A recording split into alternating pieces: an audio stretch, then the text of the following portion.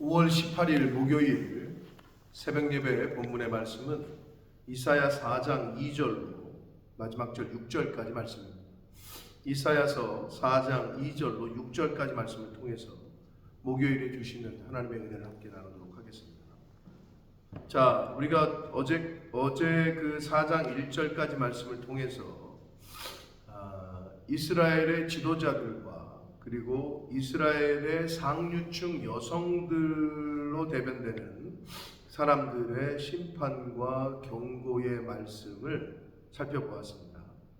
그래서 실제로 역사 속에서 예루살렘은 이스라엘은 그 아수르의 그 침략으로 인해서 모든 남자들이 거의 다 죽게 돼요. 그래서 여자들만 남았는데 결혼할 남자를 찾지 못하고 그 당시에 결혼을 하지 못하는 것을 굉장한 수치로 여겼다 라는 그것으로 봐서 그 4장 1절에 다만 당신의 이름으로 우리를 부르게 하여 우리가 수치를 면하게 하라, 이런 상황이 될 것이라는 것을 이제 이사야 선지자를 통해서 하나님께서는 경고하셨습니다. 자, 4장이 굉장히 짧은 장인데요. 총 6절로 되어 있는데 2절부터 6절까지 5절, 9절의 말씀을 통해서는 어떤 말씀을 하고 계시느냐? 하나님께서 징계를 하시고 심판을 하시지만 앞에서도 말씀했습니다만 그 중에서도 남은 자가 있다. 하나님께서 남은 자를 남겨두신다는 겁니다. 구원받게 될, 징계를 받고서 정결하게 될 유다에 대한, 그리고 장차 회복할 것에 대한 예언의 말씀을 하십니다. 그래서 여기서도 이사야서 말씀에는 메시아의 장차 오실 메시아에 대한 예언의 말씀이 나오는데 여기서 여호와의 싹이라는 표현이 이전에 나와요. 장차 오실 메시아를 의미합니다. 그 메시아를 통해서 하나님께서 구원의 은혜를, 손길을 베푸시겠다라는 내용이 그 4장의 내용이 되겠습니다. 자, 한 절씩 보도록 하겠습니다. 2절입니다. 그날에는 계속 나오고 있는데 그날이 하나님의 심판의 날. 근데 이 하나님의 심판에는 이중적 의미가 있다고 했습니다. 신약에서 예수 그리스도의 재림 또한 초림이 구원주로 오셨다면 예수 그리스도의 재림은 심판주로 오신다라는 것을 알고 계실 텐데, 구약 성경에 나오는 심판의 의미도 이중적 의미가 있다. 첫째는 벌을 내리는 심판, 두 번째는 상을 내리는 심판이라고. 여러분, 우리가 학생들이 시험을 보면 어떤 친구에게는 합격을 위한, 또는 어떤 친구는 떨어지는, 그 시험이라는 걸 통해서 반으로 나뉘잖아요. 붙는 사람이 있다면 떨어지는 사람이 있듯이 심판이라는 걸 통해서 누구는 영원한 형벌에, 누구는 영원한 천국에, 이런 이중적 의미가 있습니다. 그래서 그날은 하나님의 날, 하나님의 심판의, 여호와의 심판의 날에 여호와의 싹이 아름답고 영화로울 것이요, 여호와의 싹이 아름답고 영화롭다. 여기서 말하는 여호와의 싹이 바로 메시아를 가리키는 것으로 우리가 해석할 수 있습니다. 그래서 아름답고 영화로울 것이요, 그 땅에 소사는 이스라엘의 피난한 자를 위하여 영화롭고 아름다울 것이다. 그러니까 메시아는 결국은 구원받을 자, 남은 자, 여기서는 피난한 자, 3절에 이어서 읽으면 시온에 남아있는 자, 예루살렘에 머물러 있는 자, 곧 예루살렘 안에 생존한 자 중 기록된 모든 사람은 거룩하다 칭함을 얻을 것이다, 이렇게 돼 있어요. 그러니까 결국은 믿음을 지키고 하나님을 떠나지 아니하고 하나님의 말씀 안에, 언약 안에 있었던 남은 자들은 메시아를 통한, 즉 하나님의 구원을 통한, 은혜를 통한 구원을 받을 것이다, 영화롭게 될 것이다, 회복될 것이다, 이러한 예언의 말씀을 하고 계신 겁니다. 그래서 4절 봅니다.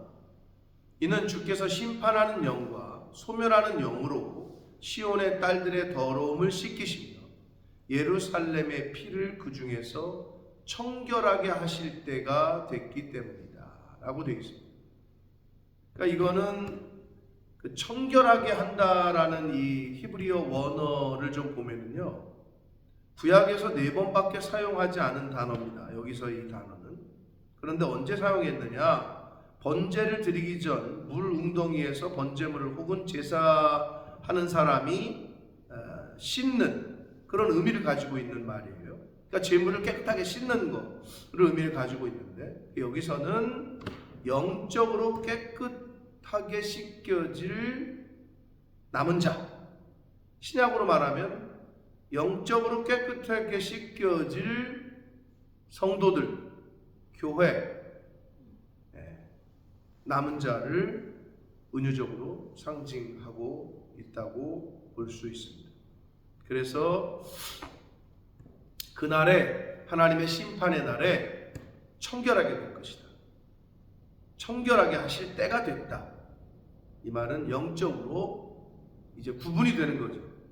구원받을 자와 버림받을 자, 그렇지 못한 자, 즉 회개하여 메시아를 구주로 모시고 영접하여 청결하게 된 영적인 신부로서의 천국잔치에 나아갈 자와 그렇지 못한 자가 구분된다는 거예요. 근데 뭐로써? 심판하는 영과 소멸하는 영으로서.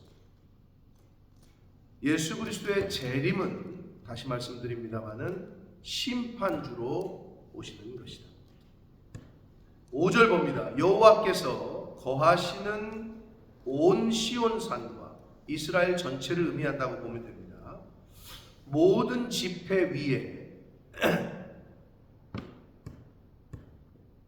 낮이면 구름과 연기로, 밤이면 화염의 빛을 만드시고 그 모든 영광 위에 덮개를 두시며, 6절, 또 초막이 있어서 낮에는 더위를 피하는 그늘을 지으며 또 풍우를 피하여 숨는 곳이 될 것이다 라고 말씀합니다. 언제? 그날에, 마지막 때, 심판의 때. 자, 결국은 이 여기서 말하는 모든 지폐 그리고 초막, 이런 표현이 있는데, 그러니까 결국 이스라엘 백성들의 온 시온산, 이스라엘 백성들의 시온산의 의미는, 온 시온산은 이스라엘 전체를 의미하지만 작게는 예루살렘을 의미하고 더 작게는 예루살렘 성전을 의미합니다. 그리고 모든, 신약으로 말하면 교회를 의미한다고 볼 수 있어요. 그래서 모든 지폐 위에 이렇게 돼 있잖아요. 그러니까 결국은 교회 위에 이렇게 돼 있는데, 낮이면 구름 기둥과 연기로, 밤이면 화염의 빛을 만드시고 그 모든 영광 위에 덮개를 두시고, 낮에는 더위를 피하는 그늘을 지으며 또 풍우를 피하는 숨는 곳이 될 것이다. 어디에? 교회에. 근데 여기서 재미난 거는, 재미난 게 아니라 여기서 좀 생각해 봐야 될 거는, 그러면 교회 안에 더위가 있고 교회 안에 비바람이 있다는 거예요. 근데 거기에 하나님이 숨는 곳이 되어주시고 구름과 연기와 모든 영광 위에 덮개를 두신다, 이렇게 되어 있는데, 결국은 교회를 위험에 빠뜨리는 요소는 외부에 있는 것이 아니라 내부에 있다라는 것을 교훈하시고 있습니다. 여기서 이 말씀. 그래서 우리가 오늘날에 하나님의 교회를 섬김에 있어서, 사실 교회의 적은 물론 마귀 사탄이지만 가만히 보면 밖에 있는 게 아니에요. 안에 있어요. 안에. 이 말은 뭐냐? 바울의 표현대로 우리 몸이, 우리가 성전이라고, 우리가 교회라고 했을 때 나를, 하나님의 자녀들을, 성도들을 무너뜨리는 요소는 밖에 있지 않아요. 그러니까 상대방이 아니에요. 나라는 거야, 나. 내 안에 있다라는 거야, 내 안에. 이런 교훈을 지금 하시고 있습니다. 그러나 하나님께서는 덮개를 두시고 숨는 곳을 마련하신다 라고 말씀해 주시고 있습니다. 결국 우리의 신앙생활의 싸움은 나와의 싸움이고 내 속에 있는 죄와의 싸움이다. 교회를 섬김에 있어서의, 교회를 부흥시킴에 있어서의 적은 궁극적으로는 마귀 사탄입니다마는 내부에 있다. 내 안에 있다. 교회 안에 있다. 이것을 우리가 잊지 말아야 됩니다. 자, 4장을 통해서 하나님께서는 그럼에도 불구하고 남은 자, 시온에 남아있는 자, 이스라엘의 피난한 자, 이 남은 자들을 구원시키는데 메시아를 통해서 회복시키시고 구원시키실 것이다 라고 말씀합니다. 그 와중에 또 교회의 적은, 교회를 힘들게 하는 비바람과 더위는 밖에 있는 것이 아니라 안에 있다. 사랑하는 성도 여러분, 신약으로 와서 우리 믿음의 공동체, 에클레시아, 교회 시대가 됐고, 더 영적인 의미로는 하나님을 믿는 한 사람 한 사람이 교회의 일지인데, 하나님께로 나아가고 하나님의 자녀로 살아가고 남은 인생을 천국 백성으로 살아감에 있어서의 적은 우리 내부에 있습니다. 내 안에 있습니다.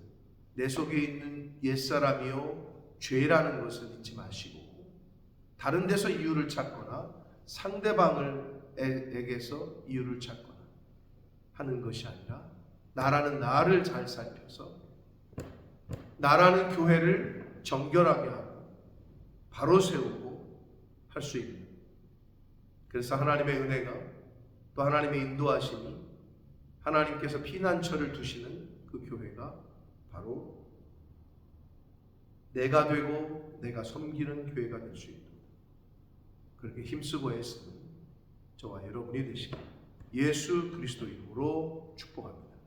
살아계신 하나님 아버지, 감사와 찬송과 영광을 올려드립니다. 오늘도 생명 주시고 새날 주시고 하나님의 말씀을 통하여 또 교훈해 주시니 아버지가 감사합니다. 아버지 하나님, 하나님께서 심판하실 때에 남은 자를 두신다라고 하셨습니다. 누가 남은 자인지 우리는 알 수 없으나 내가 이 시대에 영적으로 남아있는 자, 하나님 편에 서는 자가 될 수 있도록 나 자신을 늘 살피게 하시고 내 안에 있는 죄를 늘 살피고 옛사람은 버리고 예수를 믿어 새 사람이 되어 나는 죽고 예수로 산다라고 고백했던 그 바울의 고백처럼 예수 그리스도를, 주님의 몸된 교회를, 하나님을 더욱더 사랑하고 하나님을 내 인생의 주인으로 모시고 그렇게 살아가는 한 사람 한 사람, 한 교회 한 교회가 되도록 주여 은혜 내려 주옵소서. 예수 그리스도 이름으로 축복합니다.